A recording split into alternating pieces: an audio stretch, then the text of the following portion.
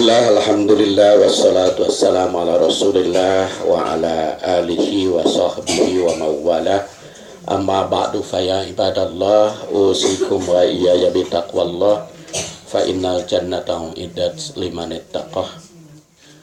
Ibu-ibu rahimakumullah, pada siang hari ini kita insyaallah akan membahas surat An-Nas. Jadi Al-Baqarah, Ali Imran, Al-Fatihah, Al-Baqarah, Ali Imran sudah sawareh-sawareh sebagian-sebagian. Kemudian juga An-Nisa, Al-Maidah awal, sekarang diambil dari akhir An-Nas. Juz amma. Baik, kita perhatikan dulu surat An-Nas. A'udzu billahi minasyaitonir rajim. Bismillahirrahmanirrahim.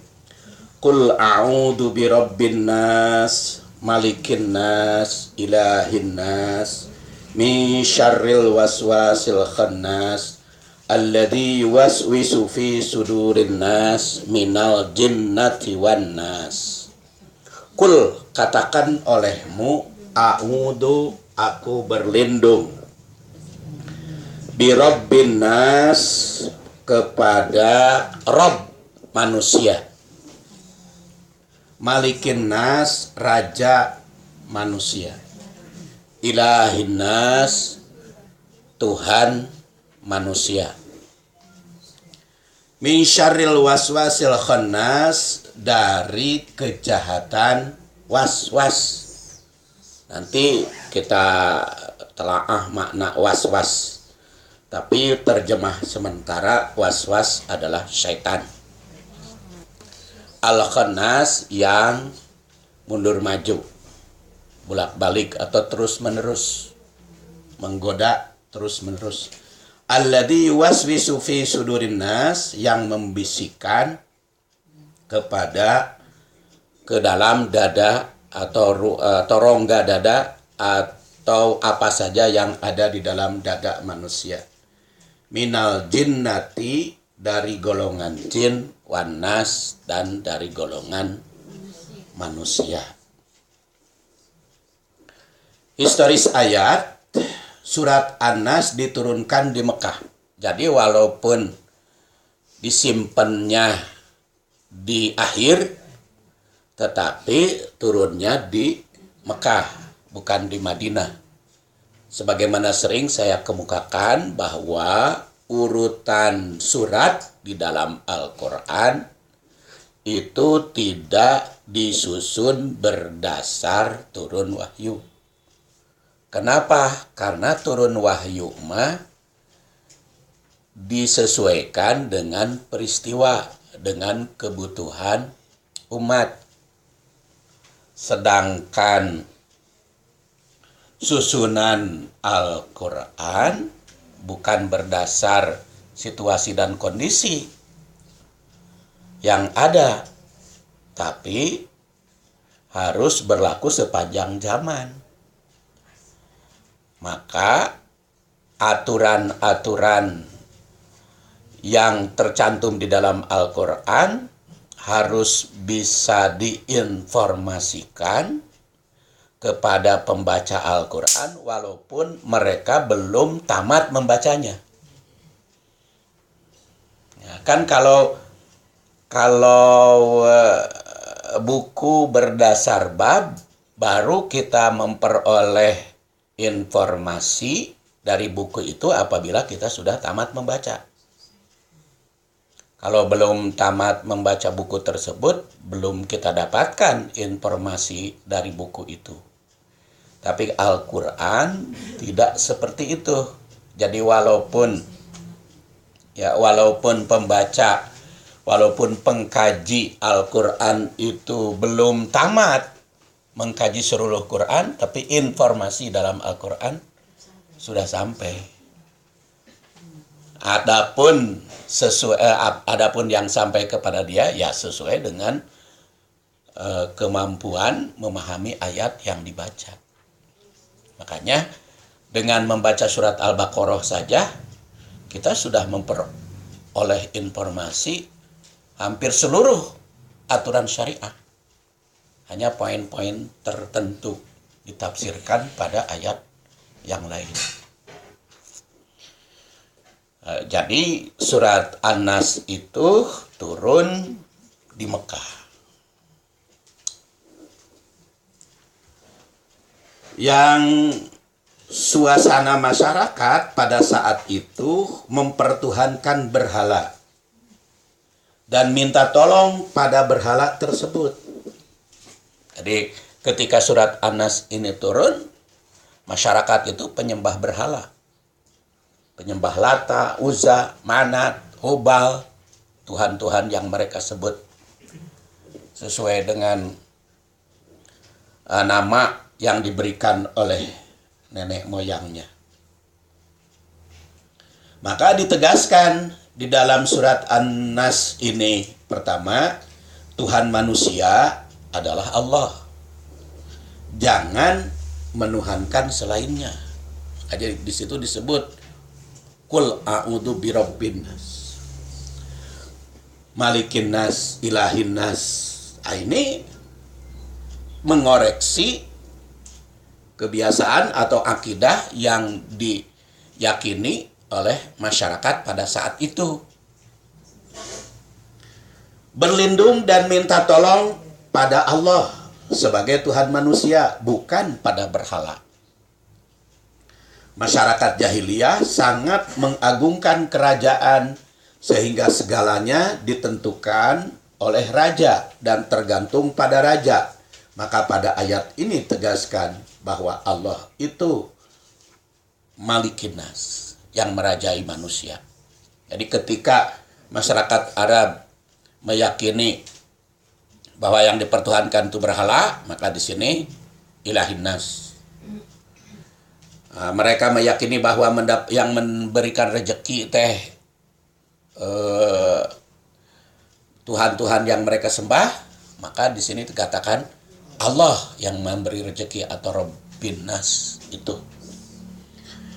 Kemudian mereka taat dan patuh kepada raja, segala-galanya ditentukan oleh raja. Karena yang raja atau kepala suku itu adalah orang yang harus dipuja, dipujung, diikuti. Maka di sini yang merajai manusia itu adalah Allah, Malikin Nas.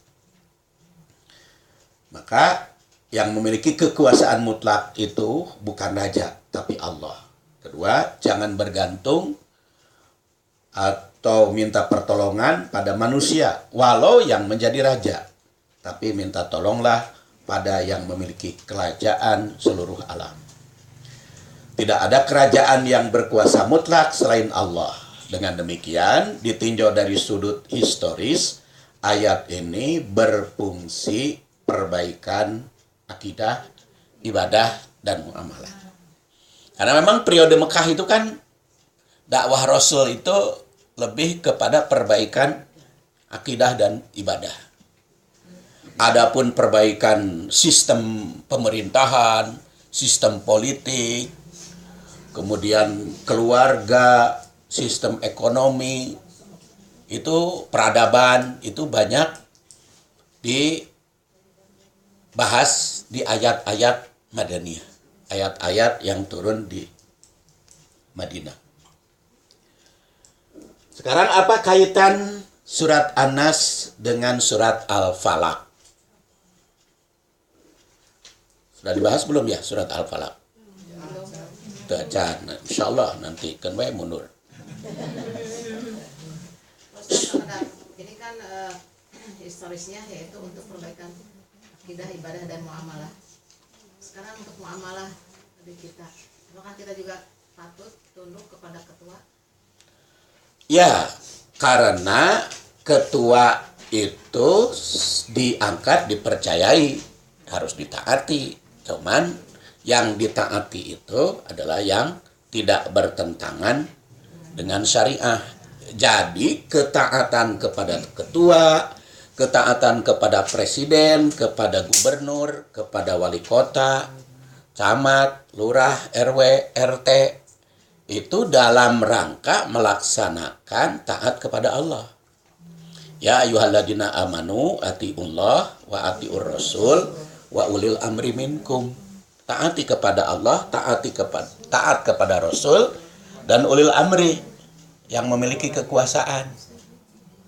Tapi yang memiliki kekuasaannya minkum, dari golonganmu. Golonganmu itu apa? Ya ayyuhalladzina amanu, yang mukmin. Kalau tidak mukmin mah tidak wajib ditaati. Jadi yang wajib ditaati itu adalah yang beriman.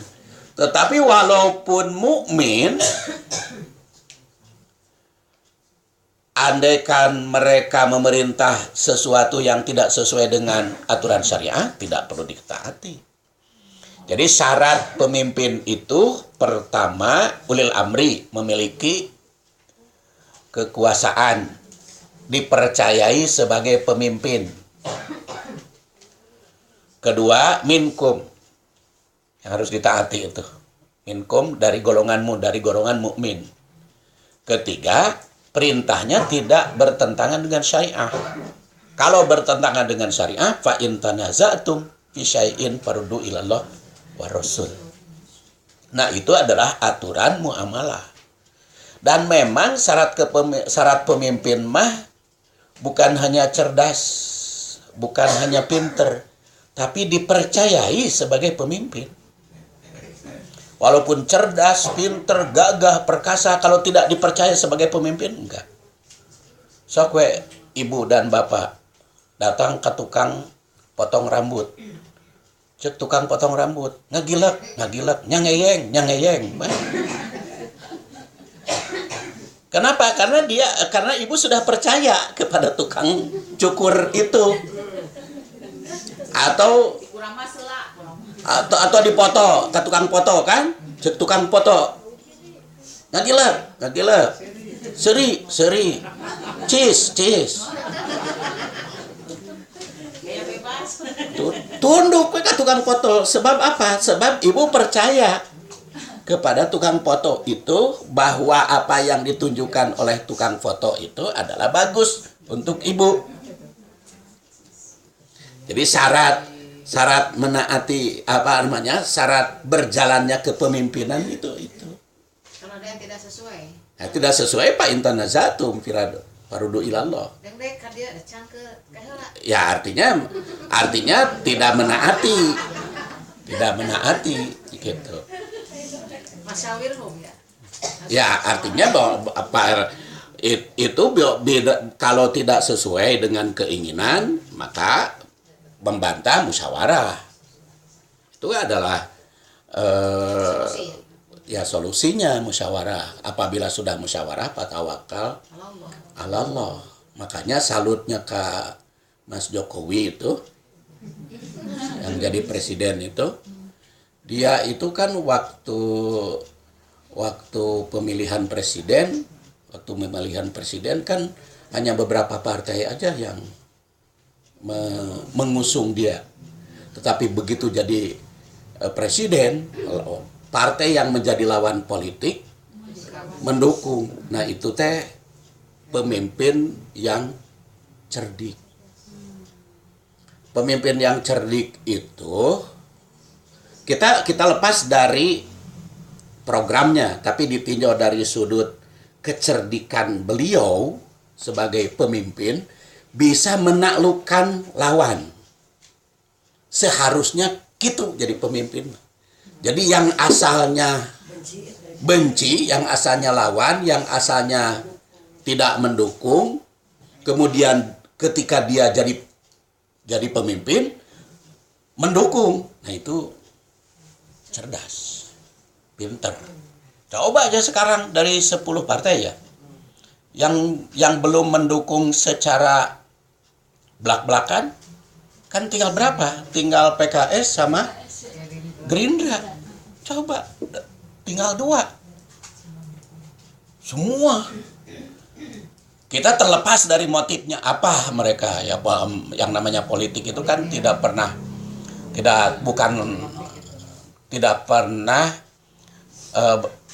ada kawan abadi, tidak pernah lawan abadi. yang ada kepentingan abadi. Tetapi itulah salah satu keberhasilan dia mengubah lawan menjadi kawan. Nah, itu namanya cerdik. Cerdas. Benar ataukah tidak, itu urusan Allah yang menilai. Seharusnya kita kalau jadi pemimpin begitu. Yang asalnya tidak mendukung, begitu kita jadi pemimpin, nah pada mendukung. Nah, itu berhasil dia. Ahok belum jelas Ahok mah. Enggak, sekarang belum jelas apa benar didukung. Ya nggak tahu kan? Nggak tahu. Terus Ahoknya akhirnya kan kita kan orang Muslim misalnya ya Pak, kan di Jakarta nggak ada umum itu orang Jakarta. Kita nggak mendukung Ahok, tapi banyak juga yang protes bahwa Ahok bukan Muslim ya Pak. Tapi kata orang yang non Muslim, kenapa katanya orang Muslim aja korupsi semua? Enggak semua. Jadi banyak yang menjabat orang Muslim korupsi. Iya, non muslim juga banyak. Abi misalnya nggak Ahok misalnya itu dosa. Ya dosa. Dosa. Akhirnya kan ada Ibu Risma ya Pak. Betul jangan enak dukung ke Ibu Risma. Iya, yang namanya seorang muslim memilih pemimpinnya itu harus muslim. Dilarang seorang muslim memilih pemimpin non muslim kecuali kalau tidak ada yang muslim.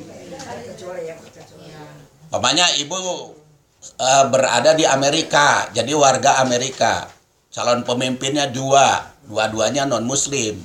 Nah, maka yang dipilih oleh kita yang tidak begitu benci terhadap Islam. Pak, bagaimana ngasih pengertian sama orang yang memang udah ngecap pemimpin menteri agamanya aja korupsi gitu, nggak percaya gitu. Jadi mereka tuh pilih Ahok gitu, mengasih pengertian sama mereka yang seperti ini. Ya, itu kan dalil orang yang mendakwahkan non muslim dengan berbagai dalil. Jadi karena yang korupsi bukan hanya muslim, menteri-menteri yang non muslim juga banyak kan yang masuk penjara. Ahoknya belum diketahui. Oh, kalau sekarang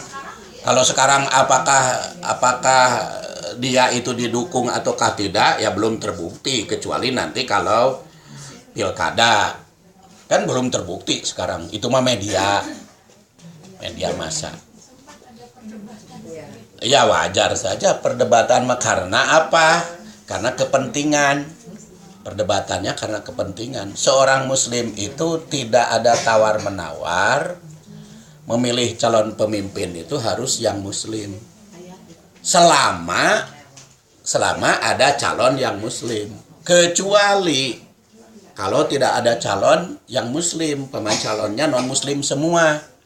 Nah, kalau calonnya non muslim semua, maka pilih yang tidak membenci Islam non muslimnya gitu. Iya.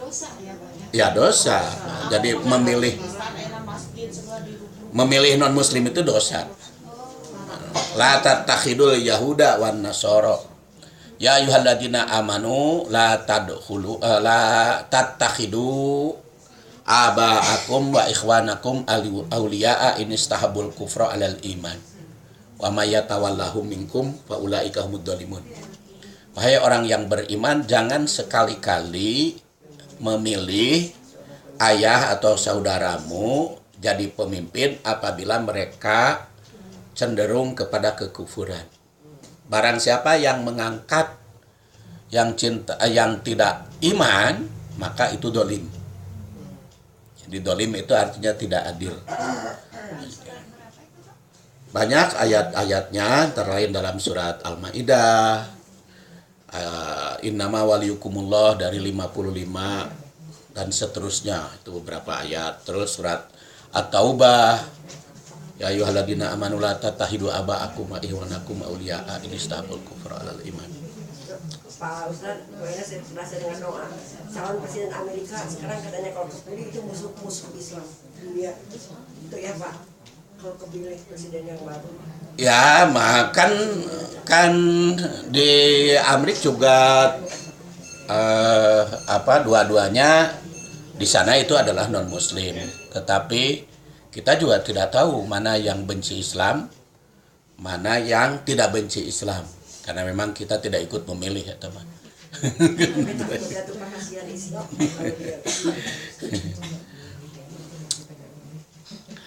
Jadi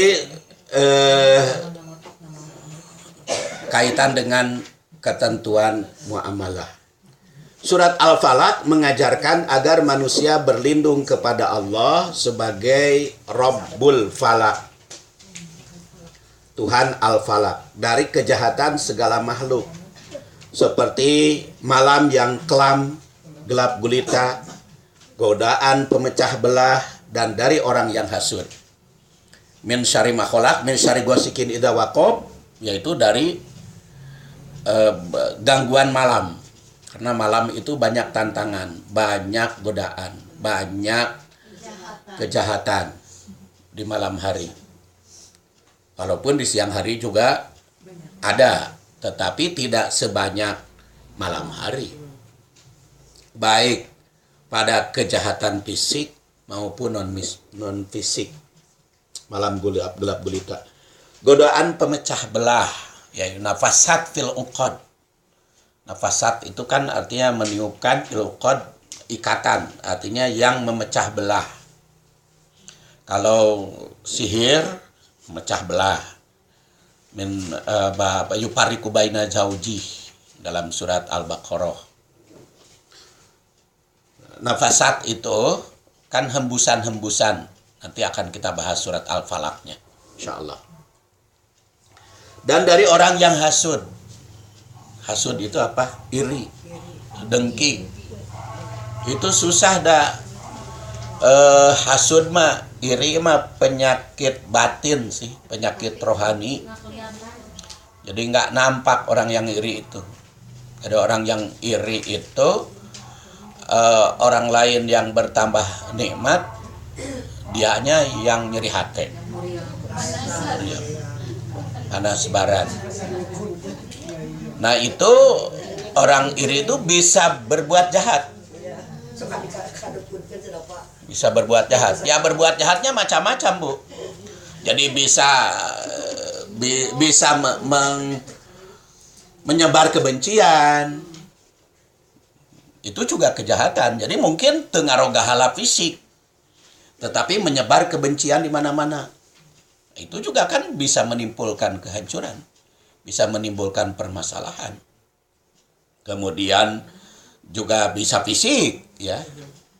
Bisa macam-macam.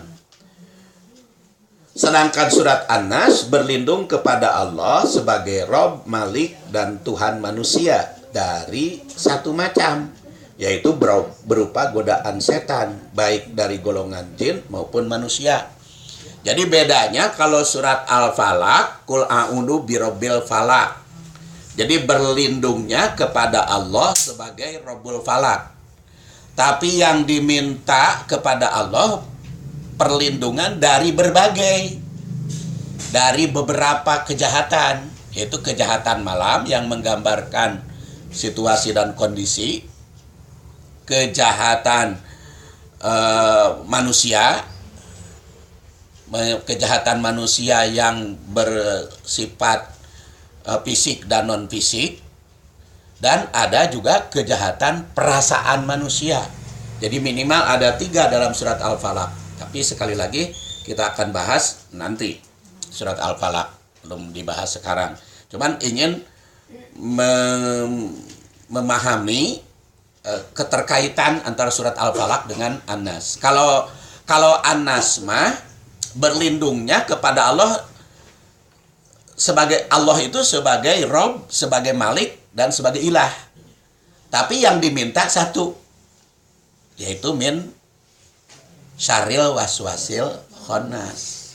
Jadi kalau surat Al-Falaq mah yang dimintanya Allah satu jabatan, tapi diminta banyak, yang diminta banyak, ngeminta banyak. Surat Al-Fatihah kuat Pak. Pantu acan kaitan surat Al-Fatihah mah. Tenang. Jadi Al-Falaq heula, engke upami dijawab jadi loncat gitu. Jadi kalau dengan Al-Falaq mah, Al-Falaq mah Allahnya disebut satu, Rabbul Falaq wungkul, tapi yang diminta banyak.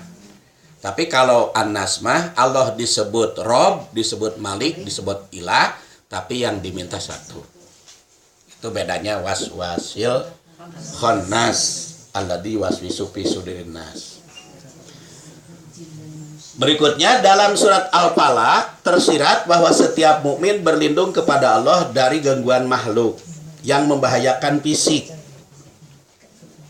Jadi kalau surat Al-Falaq mah lebih banyak kepada yang membahayakan fisik.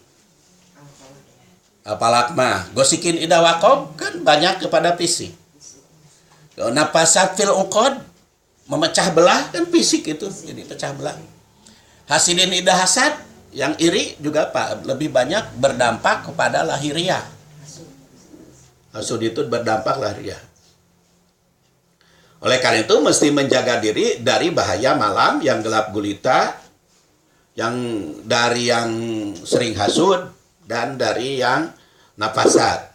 Nah, sedangkan surat An-Nas ini disyaratkan betapa pentingnya menjaga diri dari gangguan kesehatan rohani. Utamanya gangguan setan yang membisikkan perbuatan jahat.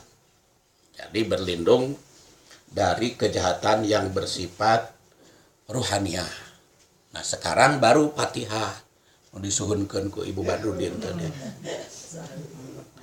Kaitan dengan surat pertama atau surat Al-Fatihah.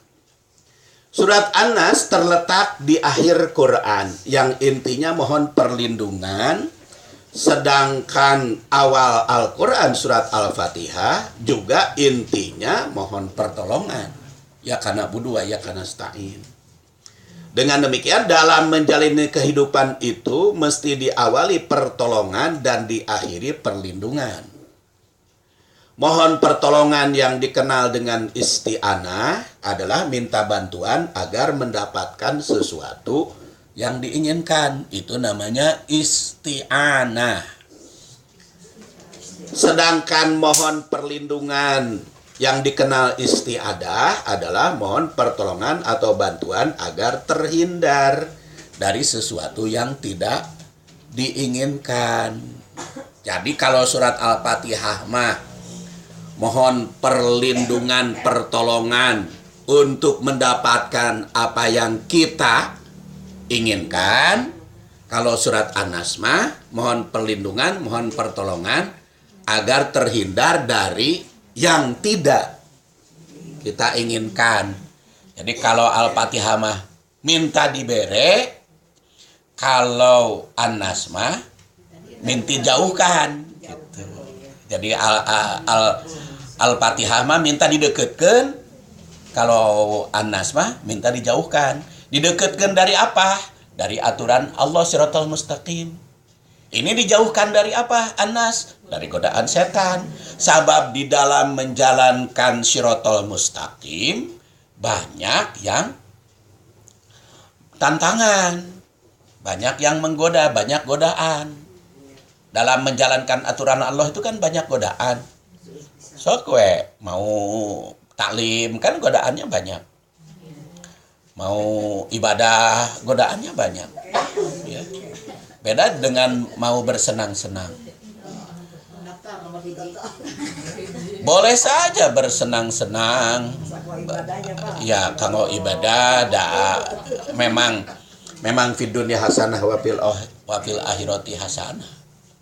Nah, apa-apa, bukan berarti karena kita sebagai muslim itu harus takwa teh ibadah we ngumpet we. Tidaknya ya silahkan keliling-keliling.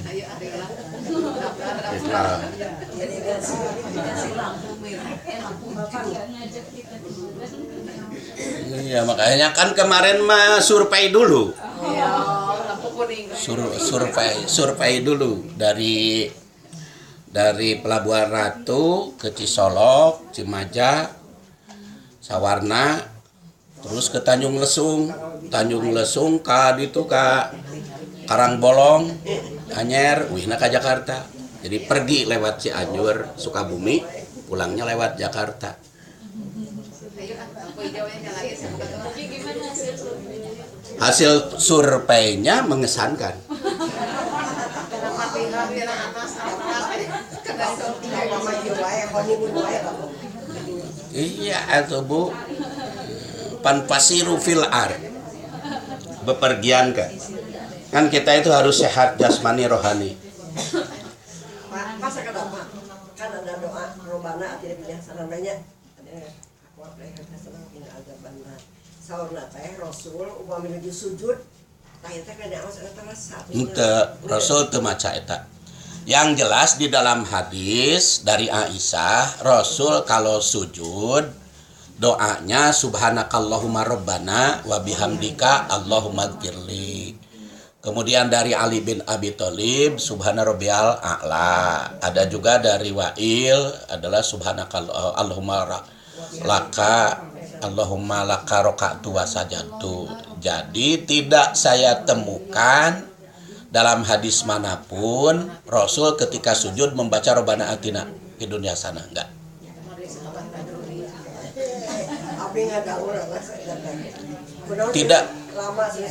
Tidak saya temukan Bu hadis yang menerangkan bahwa Rasul membaca Rabbana atina fid dunya hasanah wa fil akhirati hasanah wa qina adzabannar dalam sujud.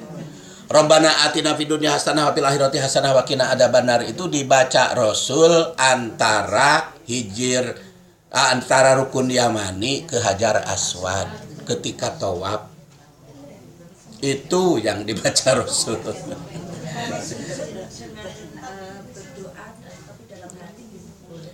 Lebih baik sholat itu, Ibu, sholat itu adalah ritual kepada Allah Subhanahu wa taala. Ritual kepada Allah Subhanahu wa taala, ikuti saja aturan yang dipraktekkan oleh Rasul. Yang jelas Rasul berdoa, banyak berdoa bukan ketika sujud, tapi duduk antara dua sujud.